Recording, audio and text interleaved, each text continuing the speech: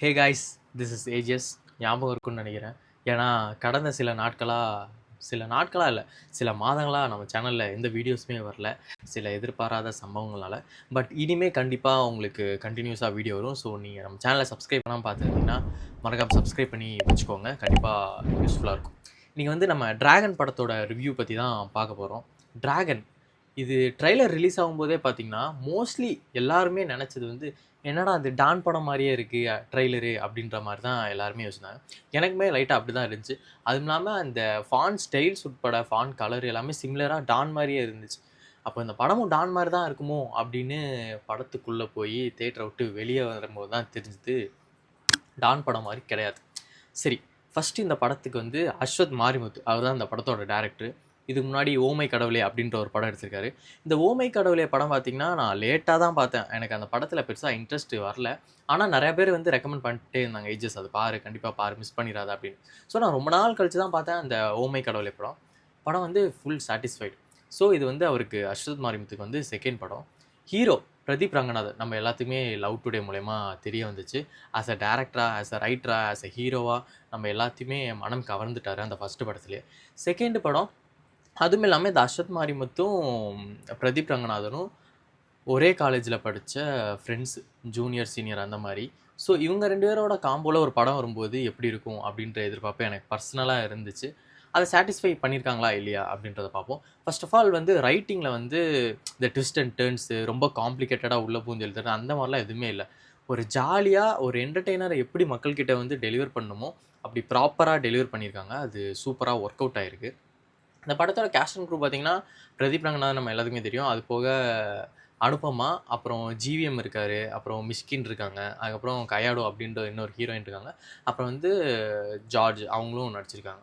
அந்த ஜார்ஜ் அவர் பார்த்தீங்கன்னா, மோஸ்ட்லி எந்த கேரக்டர் குடுத்தாலுமே செம்ம இம்பேக்ட்டா பண்ணிடுறாரு. இந்த படத்துலயுமே அந்த கேரக்டர் வந்து ரொம்பவுமே இம்பேக்ட்ஃபுல்லா இருக்கு. இந்த டான் படம் மாரி ட்ரெய்லர் இருந்துச்சு. அப்போ இதுவுமே அந்த காலேஜு, அந்த கெத்து, அப்புறம் பேரண்ட்ஸு, அப்புறம் அதே மாரி ஒரு நமக்கு பெரிய ஹெச்ஓடி சம்திங் அந்த மாரி போகுமேன்னு பார்த்தா, இதில ஸ்லைட்டா டிஃப்ரெண்ட்டான ஒரு இதா இருக்கு. அந்த காலேஜ் லைஃப்னாலே நம்ம யாராலயுமே மறக்க முடியாது. நம்ம எல்லாருமே ஒரு காலேஜ் லைஃப்ப தாண்டி தான் வந்திருப்போம். ஆனா மோஸ்ட்லி நம்ம காலேஜ்குள்ள போறதுக்கு முன்னாடி என்ன ஒரு மென்டாலிட்டினா, நான்லாம் காலேஜ் சேர்றதுக்கு முன்னாடி இந்த மீசை முறுக்கு படம்லாம் வந்து ரிலீஸ் ஆயிருந்துச்சு. அதெல்லாம் பார்த்து அந்த மியூசியம் ஒர்க் முன்னாடியே நம்ம நெறையா படங்கள் பார்த்துருப்போம். காலேஜ் லைஃப்லாம் இப்படி தான்டா இருக்கும். உள்ள போனா ஜாலி பண்ணலாம், என்ஜாய் பண்ணலாம் அப்படின்னு உள்ள போவோம். ஆனா அங்க போய் பார்த்தா ரியாலிட்டியே வேற மாரி இருக்கும். நம்ம படத்துல பார்க்குறது எதுவுமே காலேஜ் லைஃப்ல இருக்காது. படத்துல பார்க்குறதெல்லாம் இருந்தாலும், அத தாண்டி exam, semester, mark sheet, fees, costumes அந்த மாரி ஏகப்பட்டது அப்படியே லிங்க்டா போயிட்டே இருக்கும். ஸோ படத்துக்கும் காலேஜ் லைஃப்க்கும் சம்மந்தமே கிடையாது. ஆனா படம் பார்க்கும்போது அந்த காலேஜ் லைஃப்ன்றது ரொம்ப ஜாலியா காட்டுவாங்க.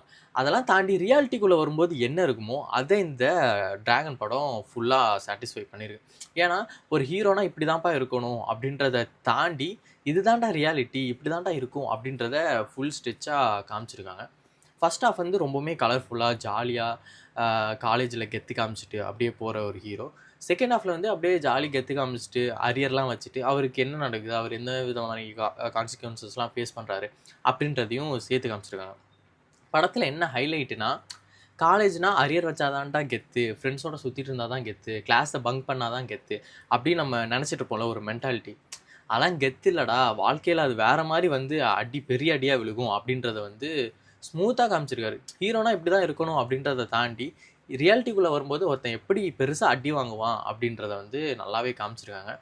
அதுவும் இல்லாம இதெல்லாம் தாண்டி இந்த காமெடி, சென்டிமெண்ட் அதெல்லாம் தாண்டி இந்த லவ் சீக்வென்ஸ்லாம் வரும்போது, அவரு இவரு பேசாம லவ் படமே இன்னும் நெறைய எடுக்கலாமே! அப்டின்ற மாரி யோசிக்க வச்சுரும். ஏன்னா, அந்த ஓமை கடவுளே பார்த்தீங்கன்னா, லவ் போர்ஷன்ஸ் வந்து ரொம்ப ஆத்மார்த்தமா ஒர்க் அவுட் ஆயிருக்கும். அதே மாரி இந்த படத்துல வந்து என்னதான் என்டர்டெய்னரு, அடி, உத, ஃபைட்டு, ஹீரோ, மாஸ் எலிமெண்ட்ஸ் அந்த மாரிலாம் சம்திங் என்ன இருந்தாலுமே, அந்த லவ் சீன்ஸ்லாம் வரும்போது ஒரு படி மேல, நல்லா ஒர்க் அவுட் ஆயிருக்குப்பா இது அப்டின்ற மாரி ஃபுல் சாட்டிஸ்ஃபைடா இருந்துச்சு. அப்புறம் ஆஸ் யூசுவல் மிஸ்கின் அவரு குடுத்த கேரக்டர் வந்து ப்ராப்பரா பண்ணியிருக்காரு. ஒரு நல்ல டைரக்டரு. ரீசென்ட் டைம்ஸ்ல வெளிய போட்டு அவர அடிச்சிட்டுருக்கானுங்க. ஆனா, அதெல்லாம் தாண்டி அவரு இந்த மாரி நெறைய விஷயங்கள் பார்த்துருப்பாரு. இன்னும் அவர்கிட்ட இருந்து படங்கள் நம்ம வந்து எதிர்பார்க்கலாம். அப்புறம் வேற யாரு? அனுபமா ஓகே. ஜிவிஎம். ஜிவிஎம் வந்து ஃபர்ஸ்ட்டு அந்த சாங்ல ரிட்டர்ன் ஆஃப் த டிராகன் சாங்ல வந்து டான்ஸ் ஆடியிருப்பாரு. அதுலேருந்தே ஹைப் ஓவர் ஆயிடுச்சு. என்னடா ஜிவிஎம்லாம் டான்ஸ் ஆட வச்சிருக்காங்களே! அப்படின்னு சொல்லிட்டு. ஸோ படத்துக்குள்ள வந்து அவரோட கேரக்டருமே வந்து ப்ராப்பரா பண்ணியிருக்காரு. இதெல்லாம் தாண்டி என்ன ஒரு ஹைலைட்டான விஷயம்னா, இந்த sentiment, comedy sequence, hero elements அதெல்லாம் கூட விட்டுருங்க. இந்த சென்டிமெண்ட்டும், காமெடியும் ஒரு மீட்ரு கொஞ்சம் மேல போனா கூட நம்ம வந்து கிரிஞ்சுன்னு சொல்லிருவோம். இப்பலாம் மோஸ்ட்லி எந்த படத்துலயுமே வந்து காமெடி சீக்வென்ஸ் வந்து பெருசா ஒர்க் அவுட் ஆகுறதே இல்ல. அதுவும் சென்டிமெண்ட் சீன்லாம் கொஞ்சம் ஒரு லைனு மேல போனா கூட, என்னடா அது கிரிஞ்சா இருக்கு, பூமரா இருக்கு, செட்டே ஆவல, சம்மந்தமே இல்லாம இருக்கு அப்படின்றோம். ஆனா டைரக்டர் வந்து இந்த படத்துல வந்து அந்த சென்டிமெண்ட்டா இருக்கட்டும், காமெடி சீக்வென்ஸா இருக்கட்டும், ப்ராப்பரா ஹேண்டில் பண்ணியிருக்காரு. இது வந்து எல்லாருக்குமே வந்து செட் ஆகும். நீங்க காலேஜ் படிச்சிருந்தாலும் சரி, வேலைக்கு போயிட்டு இருந்தாலும் சரி, இல்ல ஒரு 40 வயசு, 50 வயசு இருந்தாலும் சரி, இல்ல நம்ம பேரண்ட்ஸுக்குமே சரி, சின்ன ஒரு ஸ்கூல் படிக்கிற பசங்களுக்கும் சரி, ஃபேமிலியோட போய் பார்க்குற மாரி ஒரு நல்ல என்டர்டெய்னர். படத்துல நெகட்டிவ்ஸ் இருக்கா அப்படின்னு கேட்டா, எனக்கு வந்து 2024ல ஒரு சின்ன சம்பவம் ஞாபகம் வருது. அது என்னன்னா, 2024 ஃபர்ஸ்ட் ஹாஃப்ல வந்து கொஞ்சம் தான் நல்ல படங்கள் வந்துட்டு இருந்துச்சு. இருந்தாலும் கோலிவுட் இன்னும் உயிரோட தான் இருக்கு அப்படின்றதுக்கு சான்றா வந்து செகண்ட் ஹாஃப்ல வந்து நெறையா நல்ல படங்கள் வந்துச்சு. 2024 செகண்ட் ஹாஃப்ல. அப்படி 2024 செகண்ட் ஹாஃப்ல வந்து எனக்கு ஃபர்ஸ்ட் ஹாஃப் ஃபுல் சாட்டிஸ்ஃபைட் ஆன படம் என்னன்னு பார்த்தீங்கன்னா, மகாராஜா. மகாராஜா வந்து ஃபுல் சாட்டிஸ்ஃபைடு. இந்த படத்துல எதுக்கு குறை சொல்லணும்? இந்த படத்துல குறை இருந்தாலுமே அத எதுக்கு வெளிய கொண்டு வரணும்? நான் ஃபுல்லா சாட்டிஸ்ஃபைடா இருக்கேன் அப்படின்ற தோண வச்ச படம் வந்து மகாராஜா. இப்ப நான் ஏன் அத சொல்றேன்னா, அது வந்து 2024 செகண்ட் ஹாஃப்ல நடந்துச்சு. இப்போ 2025 ஃபர்ஸ்ட் ஹாஃப்லயே வந்து இந்த டிராகன் படம் அந்த ஃபுல்ஃபில்மெண்ட்ட வந்து குடுத்துருச்சு. ஒரு சாட்டிஸ்ஃபைடா படம் முடிஞ்சு வெளிய வரும்போது அப்படியே ஒரு ஹோல்சம்மா இருந்துச்சு. நல்லா இருக்கே அப்படின்றது. நல்லா இருக்க தாண்டி ஒரு ஃபுல்ஃபில்டா இது சம்திங் சில ஃப்ளாஸ் இருந்தாலுமே, ஃப்ளாஸ்லாம் பெருசா கண்ணுக்கு தெரியாது. சரி இருந்துட்டு போட்டுப்பா நல்லா தானே இருக்கு அப்படின்ற மாரி ஒரு படம். உண்மையா சொல்லணும்னா, இது டான் மாரி இருந்துச்சு, டான் மாரி இருந்துச்சுன்னு எல்லாரும் சொல்லிட்டுருக்காங்க ட்ரெய்லர பாத்து. நீங்க படம் பாத்தீங்கன்னா தான் தெரியும். டான் கூட இத வந்து கம்பேரே பண்ணக்கூடாது அப்டின்ற மாரி. ஸோ படம் டிராகன் ஓவரால் சூப்பரா இருந்துச்சு. நெகட்டிவ்லாம் பெருசா சொல்லணும்னு தோணல. அது மாரி ஃப்ளாஸும் ரொம்ப கம்மி. அது உங்களுக்கு படம் பார்க்கும்போதெல்லாம் எதுவுமே தெரியாது. நல்லா தானே இருக்கு அப்டின்ற மாரி இருக்கும். ஒரு சாட்டிஸ்ஃபைடான ஒரு படமா இருக்கும் இந்த டிராகன். இதுல இன்னொரு நல்ல விஷயம் என்னன்னா, அ இவங்கலாம் மேல வரத பார்க்கும்போது ரொம்ப ஹேப்பியா இருக்கு. 2வது படத்திலேயே இவங்களுக்கு வந்து நல்லா கிளிக் ஆயிடுச்சு. பிரதீப் ரங்கநாதனா இருக்கட்டும், அஸ்வந்த் மாரிமுத்தா இருக்கட்டும். இப்போ ஹிப்ஹாப்க்குமே பார்த்தீங்கன்னா, அந்த மீசை முறுக்கு படம் வந்து நல்ல ஒரு ஓப்பனிங்கா இருந்துச்சு. அவங்களுக்கு அடுத்து அடுத்து போறதுக்கு ரொம்பவுமே ஹெல்ப்ஃபுல்லா இருந்துச்சு. அந்த மாரி இவங்களுக்கும் இது வந்து அமையும்னு நம்புறேன். அதுவும் இல்லாம இதுக்கு முக்கியமான காரணம் வந்து ஏஜிஎஸ். நான் இல்ல. பட் ஃபியூச்சர்ல கண்டிப்பா நடக்கும்.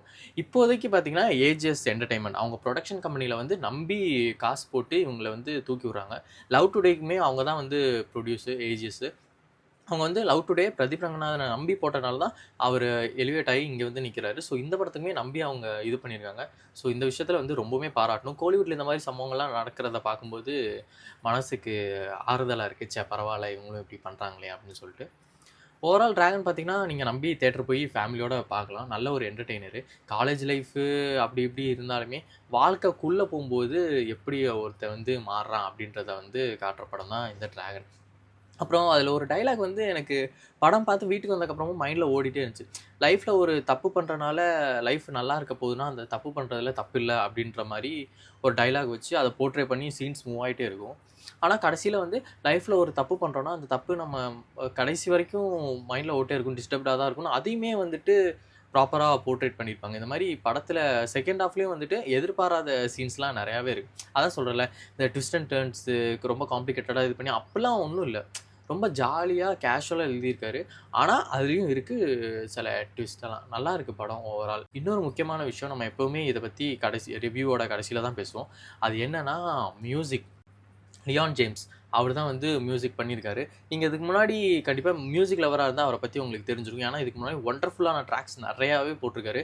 ஆனா, இப்போ அண்டர் ரேட்டட்ன்னு சொன்னா, அந்த அண்டர் ரேட்டட் லிஸ்ட்ல இவரு பேரும் ஆட் பண்ணிக்கலாம். அப்படி என்ன ஏஜஸ் அண்டர் ரேட்டட்ன்னு அவர சொல்றோம் அப்படின்னு நீங்க கேட்டீங்கன்னா, அவர் நெறையா படம் மியூசிக் வந்து சூப்பரா பண்ணியிருக்காரு. நம்ம எல்லாத்துக்குமே காமனா தெரிஞ்சது என்னன்னு பார்த்தீங்கன்னா, "ஓ மை கடவுளே!" அதுல வந்து அந்த "கதை போமா" சாங் வந்து ரொம்பவுமே வைரல் ஆச்சு. அந்த சாங்க போட்டது வந்து லியான் ஜேம்ஸ் தான். "ஓ மை கடவுளேக்கும்" இவரு தான் வந்துட்டு மியூசிக் டைரக்டர். இதுக்கு முன்னாடி நெறைய படங்கள் போட்டிருக்காரு. நீங்க போயிட்டு Googleல போய் அடிச்சு பாருங்க. எல்லாமே நல்லாருக்கும். என்னால ஒவ்வொரு பாட்டையும் வந்து சொல்லிட்டு இருக்க முடியாது.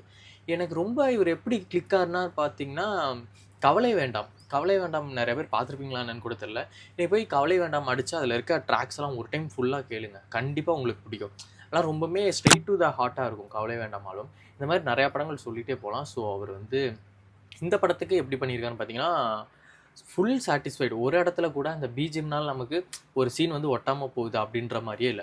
படம் ஃபர்ஸ்ட்ல இருந்து எண்டு வரைக்கும் ஃபுல் என்கேஜ்டு தான். ஒரு சீன்ல கூட ஸ்க்ரீனை விட்டு கண்ணு வெளியே போகாது. அப்பவே அந்த படம் வந்து ஒரு சக்ஸஸ் செக் பாக்ஸ் அடிச்சிருச்சுன்னு தான் நான் சொல்லுவேன்.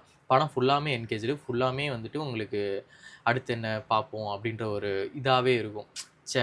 என்னடா இது அப்படின்றது தோணவே தோணாது. இன்னொரு விஷயம் என்ன சொல்லணும்னா, படத்துல வந்து போட்டிருக்க இந்த காஸ்ட் அண்ட் க்ரூ வந்து ரொம்பவுமே பெர்ஃபெக்ட்டா போட்டிருக்காங்க.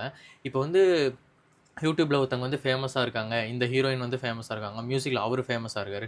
தூக்கி உள்ள போடு அப்படின்னு இப்ப நெறையா பேர் அந்த தப்ப பண்ணிட்டே இருக்காங்க. படத்துக்கு அவர் தேவைப்படுறாரோ இல்லையோ, மியூசிக் தூக்கி அவர போடு அப்படின்னு உள்ள இழுத்துட்டு வந்துர்றாங்க. நான் யார சொல்றேன்னு உங்களுக்கே தெரியும்.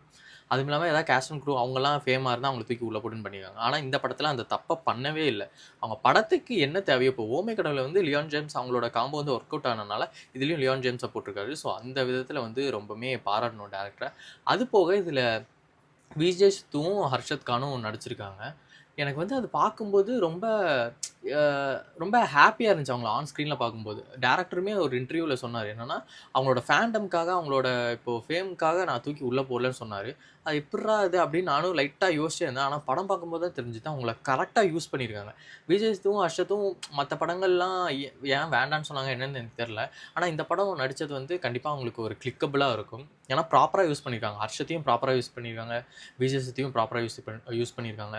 ஆன் ஸ்க்ரீன்ல அவங்க வரும்போது நான் போம்போது ஹவுஸ்ஃபுல்லு. எல்லாருமே வந்து அவங்க வரும்போது வந்து ஒரு ஹீரோக்கு எப்படி கத்துவாங்களோ, அந்த மாரி அவங்களுக்கும் கத்துறாங்க. ஸோ அத வந்து அந்த அஸ்வத் மாரிமுத்து வந்து ஃபுல்லா கேரி பண்ணி கரெக்ட்டா டெலிவரி பண்ணியிருக்காரு. அந்த விதத்துல வந்து பாராட்டணும். ஸோ ஓவரால் பார்த்தீங்கன்னா, ஆஸ் அ டைரக்டரா அஸ்வத் மாரிமுத்து அவரோட ரோல வந்து ப்ராப்பரா பண்ணியிருக்காரு. பிரதீப் ரங்கநாதனும் one of the add on தான் இந்த படத்துக்கு. எதுவுமே குறை சொல்ற அளவுக்கு இல்ல. நீங்க ஃப்ரீயா இருந்தா கண்டிப்பா போய் பாருங்க. அதுவும் இல்லாம நீங்க ஆல்ரெடி பார்த்துட்டீங்கன்னா, மறக்காம கீழ கமெண்ட் பண்ணுங்க. இந்த மாரி ஏகப்பட்ட ரிவ்யூஸ் உங்களுக்காக வந்துட்டே இருக்கு. ஸோ நெக்ஸ்ட் வீடியோல பார்க்கலாம். Until then bye bye from AGS.